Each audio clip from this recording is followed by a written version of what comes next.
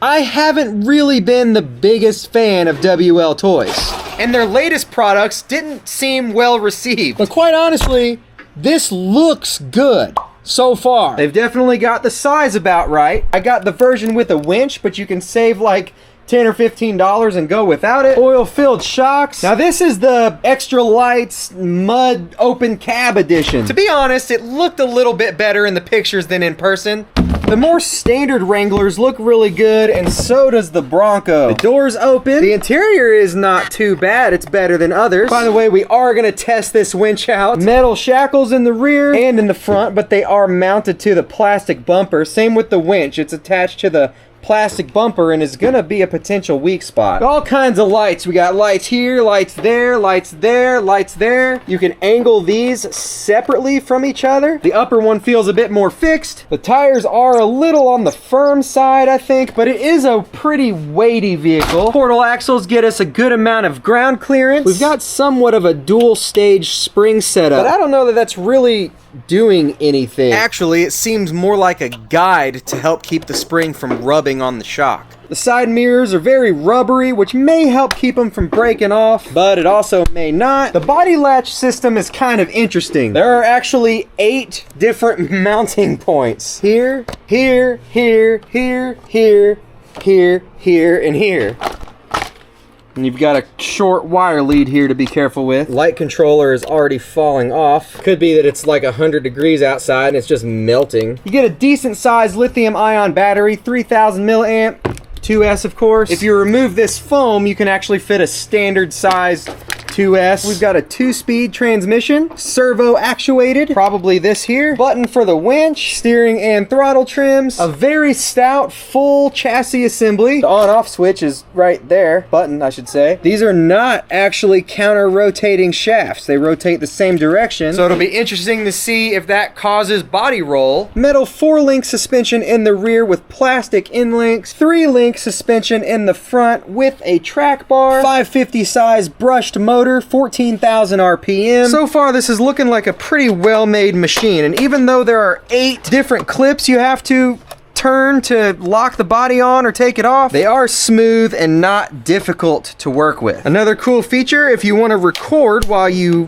drive and crawl, this will hold your phone. The only other things you get are a charger and your wheel nut wrench. Owner's manual, of course, which does have very detailed exploded parts diagrams. And of course, a list of all the parts on the truck. Thank you.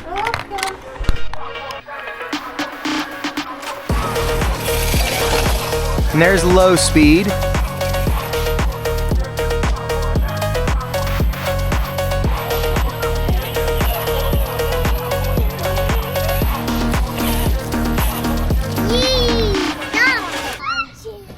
Well, that's cheating. We're gonna test its abilities on our home-built crawler course, and then we're gonna take it out into actual places.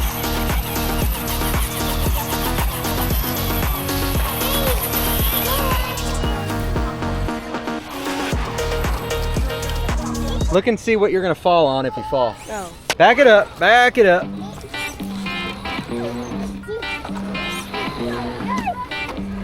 All right, rescue Jeep coming.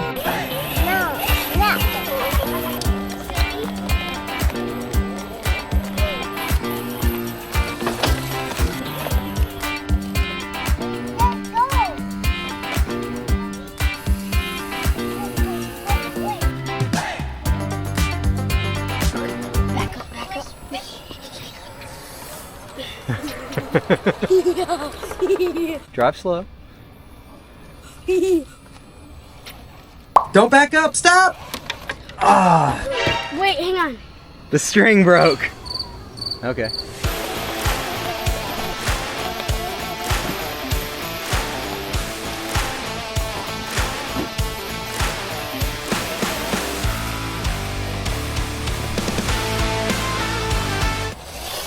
Oh!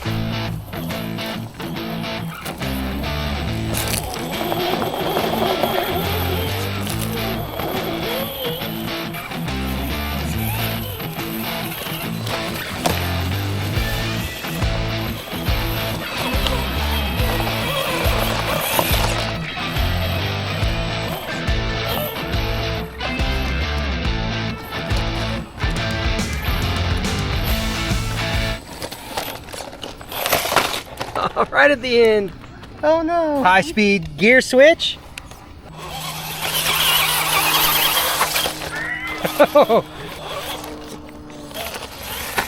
And I guess I decided one high speed up the ramp wasn't enough, and I ended up cracking the A-pillars on the body. It's Hector the Injector.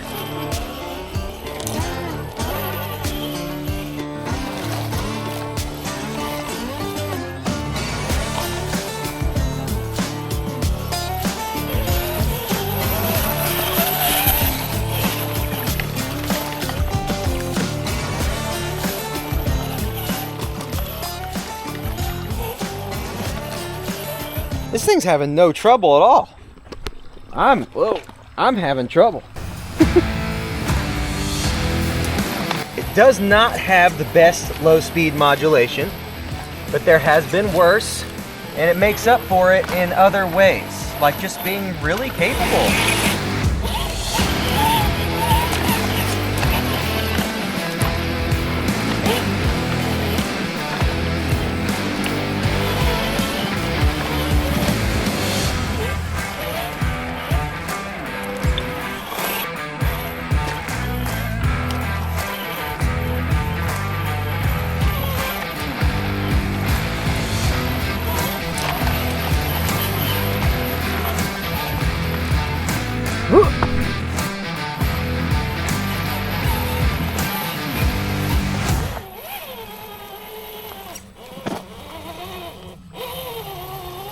Yeah.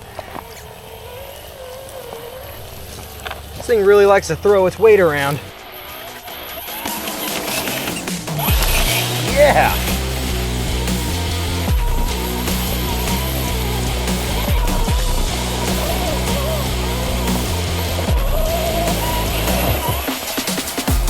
Yeah, this thing's cool.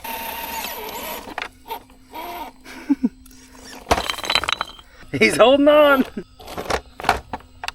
Oh, autopilot.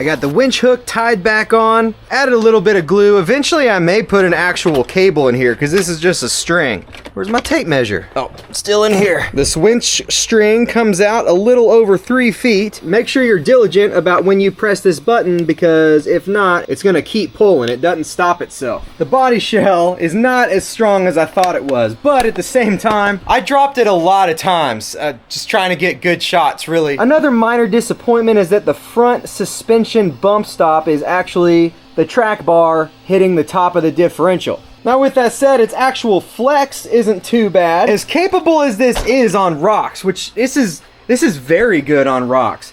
It would still be better if these tires were a little bit squishier. They're able to slide around a little bit more than I'd like. And not even just rocks, this did pretty good on everything. These wheels are vented on the inside, but there's no water squeezing out of that hole, and it doesn't sound like a wet sponge. It's been so hot, the water probably just vaporized. Nothing looks rusted, it's rolling smoothly. The motor has enough power to make this do pretty much anything, but that low speed modulation isn't awesome like you'd get with a censored brushless system. And we lost our side view mirror, and this door won't stay latched anymore. I'm curious if there's a slipper clutch in here. Oh, by the way, there is all Hex hardware. I have yet to see a single Phillips head screw. You got metal gears, that's cool. You've got an adjustable motor mount, which is awesome to see, but it is plastic. And there is a slipper clutch there, just minor disassembly to get to the adjustment. Even with those non-opposing drive shafts, I did not notice any out of the ordinary body roll or torque twist. I think Hector had a good time. So this is a big step in the right direction for the old WLP. Now, is it just as good as something that costs $100 more? Well, no, but it's not too far off. This still holds the spot of my favorite 10th scale crawler. You can check out that review here. But this is a close and worthy contender.